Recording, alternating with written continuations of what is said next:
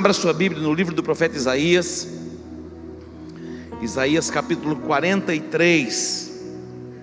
Nós estamos debaixo de uma declaração profética até os confins da terra. Nós encontramos nos evangelhos as palavras de Jesus e os seus ensinamentos, o comissionamento para a pregação do evangelho e fazer discípulos de todas as nações. Em Marcos, depois da sua ressurreição, pouco antes da sua ascensão, Jesus disse: ide por todo mundo, pregai o evangelho a toda criatura, quem crer e for batizado será salvo, quem não crer será condenado. Mateus capítulo 28 diz: ide, fazei discípulos de todas as nações, ensinando-os a guardar todas as coisas que eu vos tenho mandado. E aqui estamos nós em Campo Grande, cumprindo esta chamada, esse desígnio profético como igreja da nossa cidade, mas não apenas na nossa cidade, no nosso estado, na nossa nação. E o desígnio profético sobre nós é até os confins da terra. Diga: até os confins da terra. Eu quero destacar 6 coisas importantes que você precisa saber. Diga para o seu irmão: 6 coisas importantes, ou 6 verdades da palavra de Deus que você precisa saber. Projeta lá para mim essas verdades. As 6. Isto. São 3? Tá, vai para lá, para a primeira. A primeira verdade, lê para mim, por favor. Segunda. Terceiro. Mais uma vez a terceira.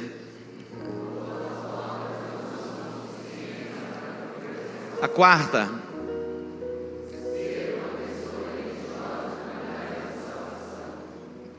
Quinta. Sexta. Diga para os...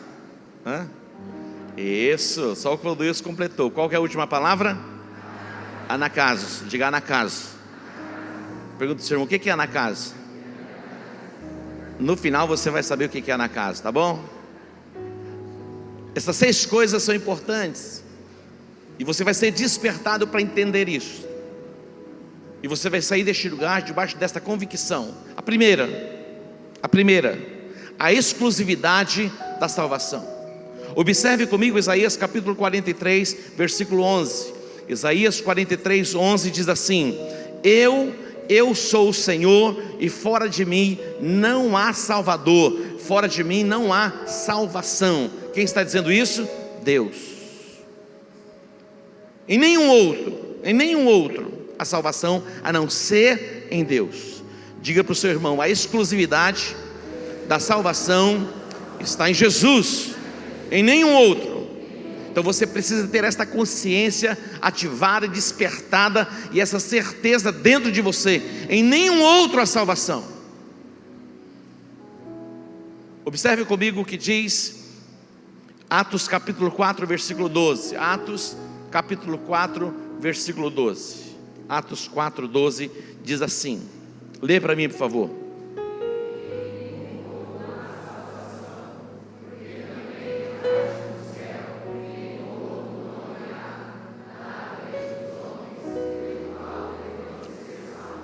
Olhe para mim um pouquinho, preste atenção.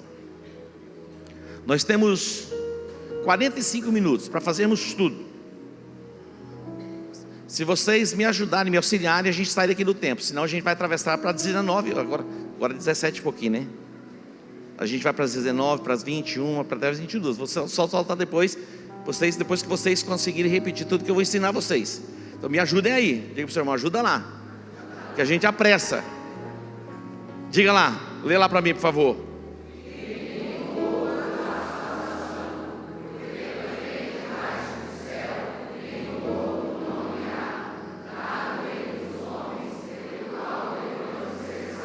Então aqui está patente a exclusividade da salvação. Em nenhum outro a salvação.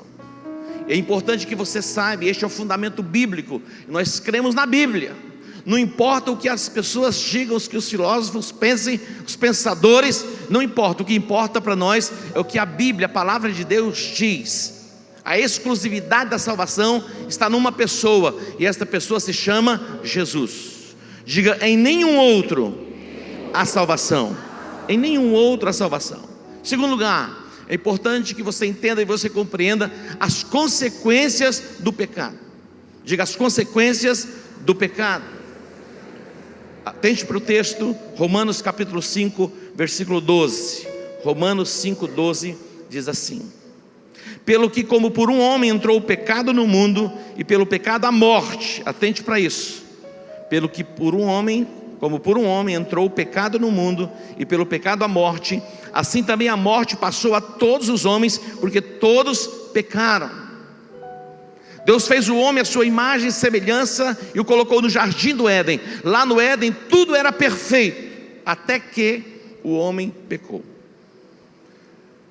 Deus disse: no dia que você comer do fruto, certamente você vai morrer. A morte é a separação do homem de Deus. O homem foi separado de Deus, ele morreu espiritualmente. Então as consequências do pecado é a morte. É a morte.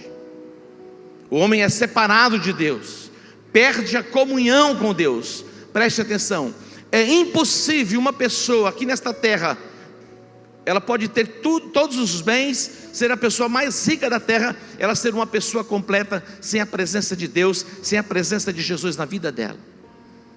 O pecado original, o pecado de Adão, separou toda a humanidade de Deus. O salmista, ele escreve: em pecado eu fui gerado, em pecado me concebeu a minha mãe. Esta é a consciência. Todos nós nascemos separados de Deus e somos reconciliados através de Jesus Cristo.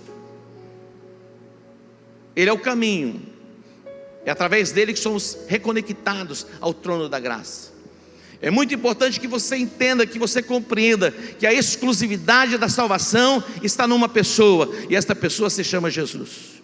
É muito importante que você entenda, que você compreenda as consequências do pecado. Eu disse outro dia que a maior tragédia da humanidade não foi Chernobyl, não foi o rompimento da barragem de Mariana, não são essas calamidades, essas catástrofes que vemos, como aconteceram no Haiti, o terremoto. A maior tragédia da humanidade foi o pecado de Adão, onde o homem foi separado de Deus e recebeu sobre si a condenação eterna. Esta é a maior tragédia da humanidade: o homem ser separado de Deus, perder o seu propósito na terra. Diga: o pecado e as suas consequências. O pecado separou o homem de Deus. Pelo pecado se estabeleceu na terra as maldições. A terra foi ferida por maldição. Até então não havia doença, enfermidade, não havia angústia, tristeza, pobreza, miséria, ruína. Nada disso existia na terra. O homem era pleno até que ele pecou, e as consequências do pecado foram a morte, a separação de Deus. Nós precisamos ter isso ativado em nós, para que ativado em nós, nós possamos despertar as pessoas, para que elas compreendam isto. Mas há esperança e há perdão para o pecador. Deus ama o pecador, ele abomina o pecado. João, ele viu nessa perspectiva, quando Jesus se revelou e se manifestou, ele diz: eis o Cordeiro de Deus que tira o pecado do mundo. Então existe um antídoto preparado pelo próprio Deus para resgatar o homem do pecado. Mas o pecado tem as suas consequências, e o pecado até hoje dá consequências nas nossas vidas. Até hoje o pecado gera consequências nas nossas vidas. O pecado nos separa de Deus, nos afasta de Deus, nos distancia de Deus, porque Deus, ele é santo. Diga: o pecado e as suas consequências. Em terceiro lugar, você precisa saber, e você vai saber, que as boas obras não são suficientes para promover salvação.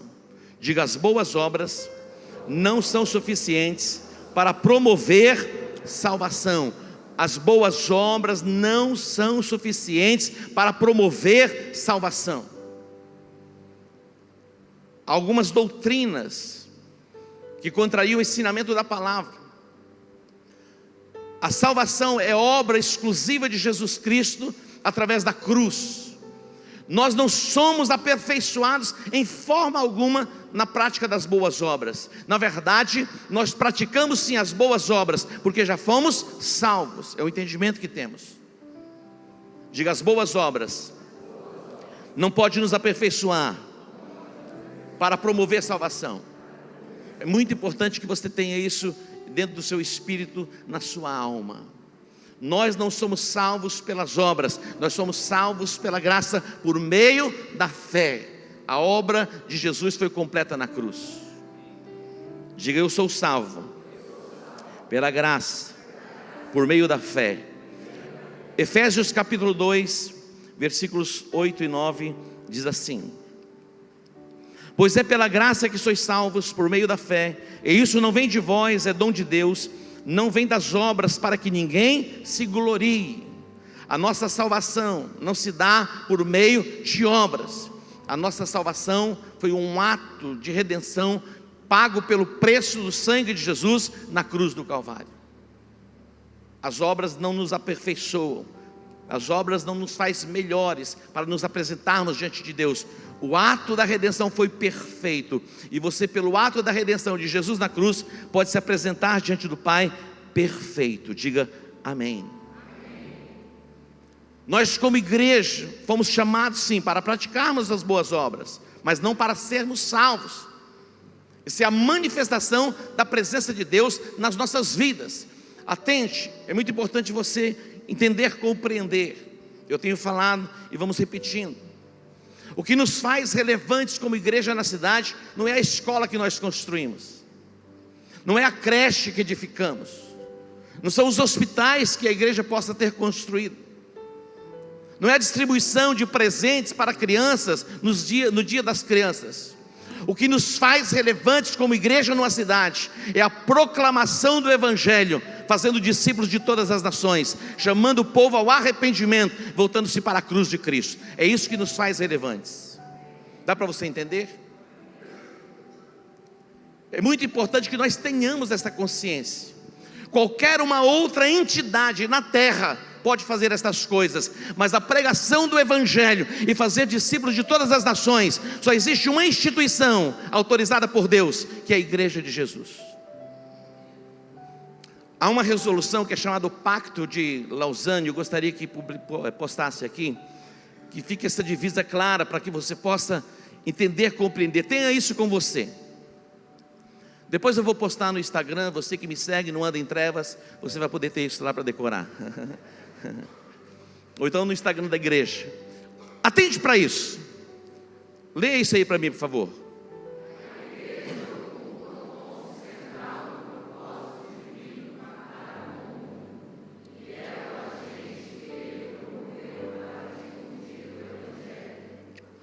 Mais uma vez. A igreja ocupa o ponto central do propósito divino para com o mundo, e é o agente que ele promoveu para difundir o Evangelho. Para algumas pessoas a igreja é alguma coisa insignificante, sem sentido, mas a igreja é a única instituição na terra estabelecida por Deus para a proclamação do Evangelho. Não existe uma outra entidade na terra.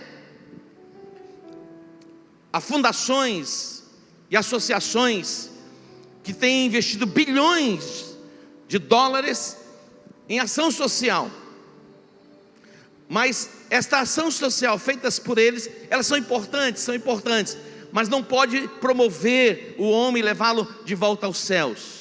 Somente a pregação e a proclamação do Evangelho, gerando o arrependimento e o entendimento que a salvação está numa pessoa, e esta pessoa se chama Jesus. Isso é obra exclusiva para a igreja.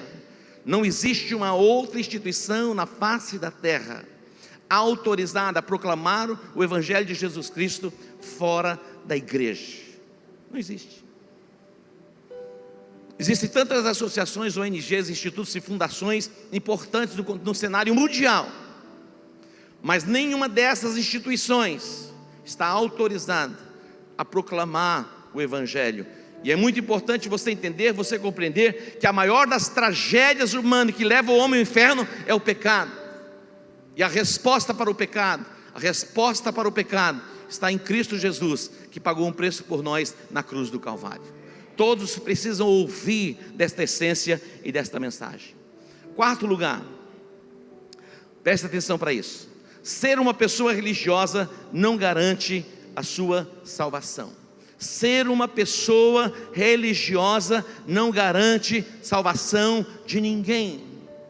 Você olha para uma pessoa e diz: poxa vida, que pessoa religiosa, até o jeito da pessoa, isso não impressiona Deus. Interessante, quando nós olhamos para os dias de Jesus, os religiosos se apresentavam eram religiosos, extremamente religiosos. Jesus os confronta duramente. Quando você lê o livro do profeta Isaías, no capítulo 1, os atos religiosos se tornaram como uma abominação diante de Deus. Deus estava farto daqueles atos religiosos. É muito mais que isso. A nossa chamada é para vivermos em novidade de vida todos os dias. O apóstolo Paulo, ele escreve aos Romanos capítulo 10, versículos 1 e 2, atente para o que ele diz: irmãos, o bom desejo do meu coração, olha só, e a oração a Deus por Israel é para a sua salvação. Paulo falando: porque lhes dou testemunho de que tem zelo de Deus, mas não com entendimento. O apóstolo Paulo. Se existia alguém até então religioso antes da experiência com Jesus, era Paulo, outrora chamado Saulo, extremamente religioso, zeloso das tradições que herdara dos seus antepassados. As nossas tradições religiosas que herdamos dos nossos antepassados não impressionam Deus. Você precisa ter a experiência do novo nascimento para ser reconectado ao trono da graça. Isso não se dá por ato repetitivo que herdamos como tradição religiosa dos nossos antepassados. O apóstolo Paulo está dizendo: olha, a minha oração, a minha intercessão, o meu clamor pelos meus irmãos é para que eles sejam salvos. Não tinha até então um povo mais religioso do que esse povo, percebe? A sua religiosidade não impressiona nem um pouquinho Deus. Algumas pessoas estão sufocadas nos sistemas religiosos. A religiosidade de alguém não é um meio para que ela seja salva. É preciso nascer de novo. Nicodemos era um homem religioso. Uma noite ele veio ter com Jesus. Ele foi ter com Jesus e diz: mestre, eu sei que ninguém pode fazer os sinais que você tem feito se não for alguém enviado por Deus. Ele era um homem religioso. Jesus olhou para ele e falou: Nicodemos, preste atenção, eu vou dizer uma verdade para você. Se você não nascer de novo, você não pode ver o reino de Deus. Se você não nascer de novo, você não pode ver o reino de Deus. Nicodemos entrou em crise. Como que pode? Eu vou ter que voltar a entrar no ventre da minha mãe? Falou: você é um mestre em Israel, você não está entendendo essas coisas? E vou te dizer a segunda verdade: se você não nascer de novo, você não entra no reino de Deus. Duas coisas. A primeira, quando você nasce de novo, o véu é tirado dos teus olhos e você começa a compreender as Escrituras. O novo nascimento proporciona a você visão espiritual, discernimento espiritual, entendimento espiritual. Então, se você não está tendo nenhum tipo de discernimento ou de revelação, você precisa reavaliar a sua experiência com Jesus. E essa é uma boa tarde para isso.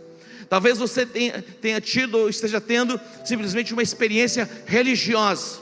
E eu quero dizer para você, a experiência religiosa vai criando um vazio, e um vazio, isso vai aumentando ao ponto de enlouquecer a pessoa. A experiência religiosa não é suficiente para fazer de você uma pessoa plena, uma pessoa completa. É preciso nascer de novo. Vocês estão entendendo? Quinto lugar, aí entra a nossa chamada, aí entra a nossa missão.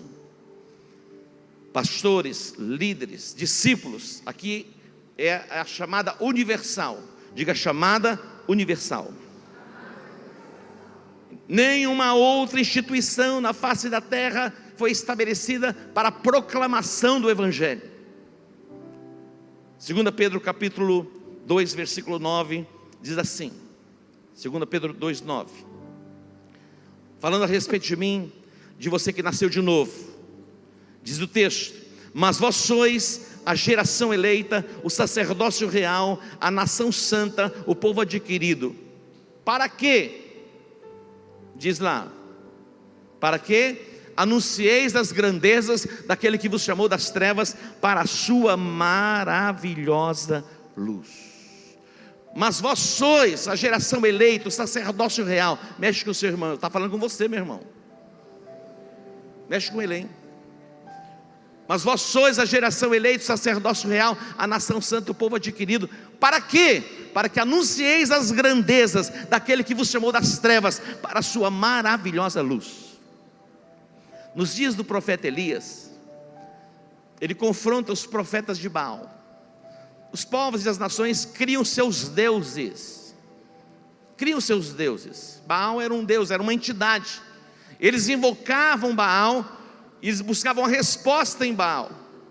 E Elias então confronta os profetas de Baal, para que eles buscassem a resposta. Ele diz: o Deus que responder por meio do fogo, este é o Deus verdadeiro. E eles clamaram a Baal de manhã até a tarde, e Baal não pôde responder. Não há resposta fora de Deus. Queridos, nós temos experimentado o agir de Deus, o mover de Deus nas nossas vidas. Nós temos visto o agir de Deus trazendo cura, libertação, transformação, quebrando cadeias, pessoas oprimidas, pessoas opressas sendo libertas. E hoje é uma boa tarde para você sair deste lugar liberto, curado, transformado pelo poder do Espírito Santo que está neste lugar. Vós sois a geração eleita, o sacerdócio real, a nação santa. Esta consciência precisa ser gerada em cada um de nós. Mexe com o seu irmão, diga: Deus está falando com você, meu irmão. Não há um outro meio em que as pessoas possam crer em Jesus. Escute bem: não existe um outro meio em que as pessoas possam crer em Jesus, a não ser pela pregação da palavra de Deus. Não existe um outro meio. Por isso que em cada reunião, em cada culto, nós pregamos a palavra, porque a palavra é o meio para que a fé seja ativada. E pela fé, a fé, quando ela é ativada, ela promove salvação, ela promove libertação e ela promove cura. Diga: não existe um outro meio. É somente por meio da palavra que a fé pode ser ativada para salvação, para libertação, para cura, para transformação, para prosperidade em Deus. Dê um aplauso a Ele. Glória a Deus. Satanás, ele trabalha por séculos e gerações. E o apóstolo Paulo, ele recomenda a Timóteo: não se permita se envolver com fábulas. São histórias, contos. Ele fala a respeito de dois personagens, Himeneu e Fileto. Eles contraditavam o que Paulo ensinava, diziam: não é bem assim, esse ensinamento de Paulo está equivocado. Se você for buscar informações no Google e outros lugares, é possível que você seja confundido na sua fé. Atente para a palavra que é liberada do altar, tome posse dos decretos proféticos liberados do altar, e você vai prosperar em Deus de uma forma sobrenatural. Não permita que questionamentos cheguem ao seu coração. Fique atento para ouvir a voz do Espírito Santo. Tudo o que Satanás quer é plantar sementes de dúvida no seu coração, para tirar você do propósito, impedindo você de ser uma pessoa plena, uma pessoa completa aqui na terra. Nós estamos aqui para proclamar o Evangelho de Jesus Cristo. Apóstolo, como vem a fé? A Bíblia diz que a fé vem pelo ouvir, e o ouvir pela palavra de Deus. Observe comigo o que está escrito em Romanos capítulo 10, versículo 8. Romanos 10, 8.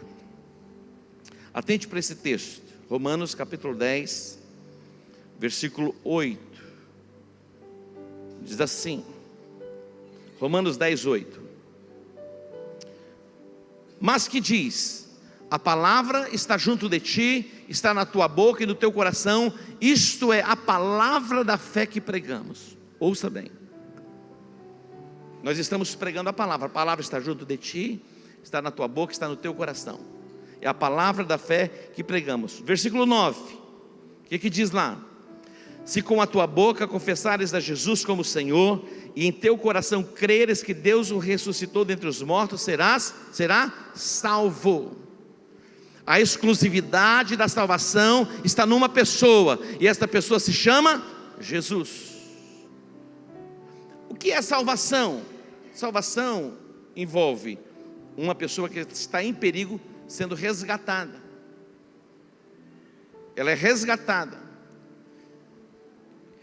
Nós temos a salvação que nos conduz à vida eterna, mas Deus é capaz também de nos salvar, de nos resgatar de condições em que podemos correr risco aqui na terra, perigo.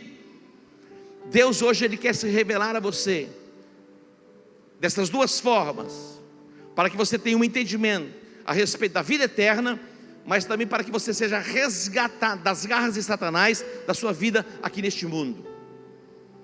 A palavra está junto de ti, está na tua boca, está no teu coração. Isto é, a palavra da fé que pregamos. Se com o teu coração creres que Jesus ressuscitou dentre os mortos, presta atenção, e com a tua boca você o confessa como o Senhor da sua vida, você será salvo. Por quê? Porque com o coração se crê para a justiça, e com a boca se faz confissão para salvação. Agora, atente comigo para o versículo de número 13. Versículo de número 13. Diz o texto: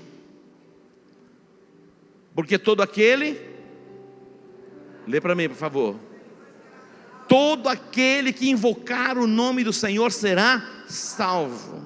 Mexe com a pessoa que está perto de você e fala: ó, está chegando a sua hora. Todo aquele que invocar o nome do Senhor será salvo. Quantos aqui precisam de uma intervenção divina? Uma intervenção de Deus, para um livramento. Todo aquele que invocar o nome do Senhor será salvo, será resgatado.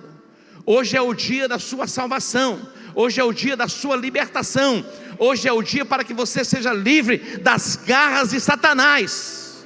Estas prisões do inferno na sua alma, esta opressão dentro do seu lar, isso pode ser quebrado quando você invoca a presença de Deus. Hoje é o dia para você invocar a presença de Deus na sua vida, a presença de Deus dentro do seu lar, e Deus vai se manifestar dentro da sua casa, e esses demônios sairão de dentro do teu lar, e você vai desfrutar de paz, e de prosperidade, de libertação e de cura, e vai viver uma vida plena, uma vida abundante. Dê um aplauso a Ele. Agora, observe o versículo 14. Atente para isso. Como, pois, invocarão aquele em quem não creram? E como crerão naquele de quem não ouviram? E como crerão naquele de quem não ouviram? E como ouvirão se não há quem pregue? Eu estava pensando ontem à noite, eu ministrei para os jovens aqui, depois de ter ministrado na semana passada, nos 2 cultos, do dia 31, eu ministrei segunda, eu ministrei terça, eu ministrei quarta, eu ministrei quinta, eu ministrei sexta, eu ministrei ontem à noite, estou ministrando agora, vou ministrar às 19 horas. Isso ainda é pouco por aquilo que Jesus fez por mim na cruz do Calvário. Se nós proclamássemos o Evangelho de Jesus 24 horas por dia, ininterrupto, ainda seria pouco por aquilo que Ele fez. Há milhões e bilhões de pessoas indo para o inferno. Eles precisam saber que há livramento, que há salvação, que há redenção está em Cristo Jesus. Como crerão naquele de quem não ouviram? Meu irmão, tem gente acreditando em Papai Noel, porque ouviram a historinha do Papai Noel, contaram a mentira, a criança acredita, cresce acreditando. E tem gente que ainda contrata Papai Noel para vir ensinar a historinha de Papai Noel dentro da casa. Imagina um trem desse. Eu estou te chamando Papai Noel para contar a historinha de Jesus. Cada um acredita naquilo que ouve, e a pessoa ouve aquilo, acredita naquele negócio. Aquilo que você ouve cresce em você, aumenta em você aquilo que você fala. Se permita ouvir a palavra. É de se admirar, porque com o tempo que temos hoje, com tanta chuva, tanta chuva, tanta chuva, tanta chuva, e a igreja está assim, então vocês estão famintos. Vamos dar um aplauso ao Senhor pela vida de cada um. Isso é de Deus, não é possível. De manhã, uma multidão, à tarde uma multidão, daqui a pouquinho mais uma multidão, faminta querendo ouvir a palavra, porque a fé vem pelo ouvir, e ouvir pela palavra de Deus. a salvação da parte de Deus para a sua vida e para a sua família. Satanás tem dito assim: é o fim, não tem mais jeito, entrega. Você não vai entregar. Você não vai entregar o filho, você não vai entregar o esposo, a esposa, você não vai entregar o parente, não vai entregar ninguém. A palavra da fé vai chegar aos ouvidos deles, e eles ouvirão, e eles crerão, e serão resgatados para o louvor e para a glória do nome do nosso Deus. Agora, indo para o encerramento, a sexta coisa aqui importante, que todos precisam saber, que nós somos chamados para pregarmos o Evangelho, e pregar o Evangelho com ousadia. Diga: com ousadia. A Bíblia diz que os tímidos não herdarão o reino de Deus. Os tímidos não herdarão o reino de Deus. Diga: os tímidos não herdarão o reino de Deus. Meu irmão, você vai receber uma unção tão poderosa de ousadia, que você vai proclamar o Evangelho a toda criatura. Apóstolo, não é bem assim. Vai ser assim. Você está me ouvindo? Mexe assim os seus ouvidos, assim, para você me ouvir. Você vai receber uma unção de ousadia, e você vai compartilhar o amor de Deus com aquela pessoa que está lá pertinho de você, da sua casa, no seu trabalho, na universidade, dentro do ônibus. Aonde você encontrar alguém, você vai ser uma testemunha viva daquilo que Jesus fez por você na cruz do Calvário. Diga: ousadia. Todo espírito de timidez vai ser arrancado da sua vida. Agora vai entrar a palavra, aquela palavra deliciosa, anacaso. Diga: anacaso. Lucas capítulo 14. Lucas capítulo 14. Diz o texto, lê para mim aqui, por favor.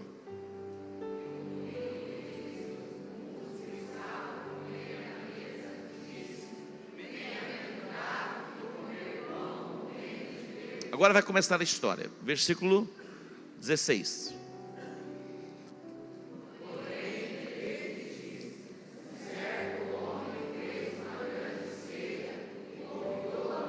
Olha só, um certo homem deu o quê?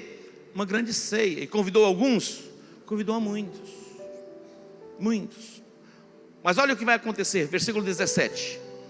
A hora da ceia, geralmente a ceia acontece à noite. Ceia não acontece de manhã ou ao meio-dia, a ceia é à noite.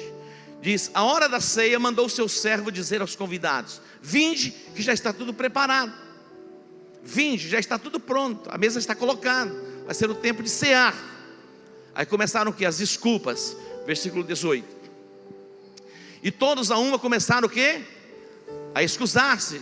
Disse-lhe o primeiro: comprei um campo, importa ir vê-lo, rogo-te que me hajas por escusado. Comprei o que? Um campo. Meu irmão, quem vê campo à noite? O campo se inspeciona de dia. O outro disse: comprei 5 juntas de bois e vou experimentá-los. Outra desculpa. Agora essa próxima desculpa é terrível, porque seria um motivo. Geralmente quem casa quer ir num restaurante, não é verdade? Olha que ele diz: casei e portanto não posso ir. Imagina, o cara casa e alguém é convidado para um jantar especial, falou: opa, demorou, estou indo. Mas o camarada dá uma desculpa também. Diga: desculpa. Cada um arrumou uma desculpa para não participar da ceia. Versículo 21. E voltando aquele servo, anunciou estas coisas ao seu senhor. Então o pai de família, meu irmão, quem prepara uma festa quer ter gente na festa. Não existe nada mais terrível do que você preparar uma festa, convidar pessoas e as pessoas não aparecerem na festa. Não tem festa. Vamos comer aqui, vamos celebrar, só 2 ou 3 pessoas, não tem graça.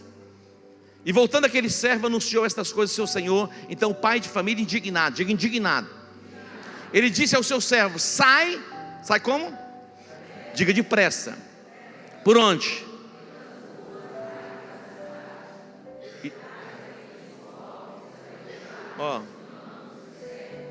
Saia depressa. Aquelas pessoas que tinham sido convidadas eram pessoas dignas, recusaram o convite. A ordem do pai, do dono da casa, foi: sai depressa pelas ruas e bairros da cidade e traz aqui os pobres, aleijados, mancos e cegos. 22. E disse o servo: Senhor, está feito como mandaste, ainda há lugar. Diga: ainda há lugar. Eles saíram, fizeram o que havia sido mandado, mas ainda tinha lugar. O Senhor quer a sua casa cheia. Diga: casa cheia. Agora 23. O que ele disse?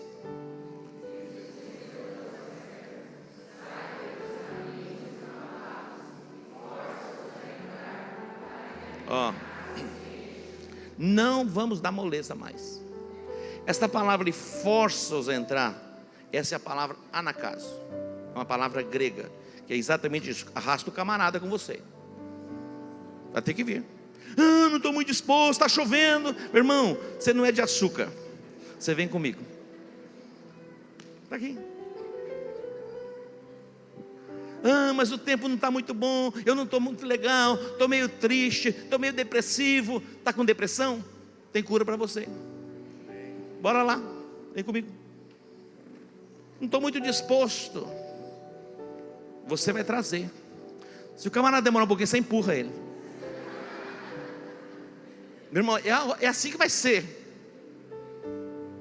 Mas se ele não aceitar, aí você ameaça ele. Vai forçar o camarada. Eu vou forçar. Meu irmão, tem pessoas que não têm força para sair dentro de casa. O diabo amarrou lá. Você, se for preciso, entra na casa. A salvação está numa pessoa. As consequências do pecado, a maior tragédia da humanidade. O diabo quer mudar o seu foco. Ele quer que você faça tudo quanto coisa que você vai fazendo para você ser aperfeiçoado. Prega o evangelho. Prega o evangelho. Força-os a entrar. Para quê? Para que a sua casa se encha. Diga: Jesus, que a sua casa cheia. Olhe para você mesmo. Dá uma olhadinha para você. Como que eu faço, apóstolo, para olhar para mim mesmo? Olhe para você mesmo. Quem está de fora jamais poderia imaginar pregando para você e você aceitando Jesus. Olha só. Imagina. O tenente coronel aqui. Imagina alguém olhasse de fora para ele. Eu falava: como eu vou pregar para esse camarada? Mas foi alcançado pela palavra e foi salvo. Ivaneizinho, Zil, Gadelha, cada um de nós aqui, você foi alcançado pela palavra. Alguém alcançou você pela palavra, por isso você está aqui. Então sabe aquela pessoa que você ama? Ela pode ser alcançada, por mais religiosa. Mas ela é religiosa a extremo, não tem problema. Saulo era o mais religioso dos religiosos.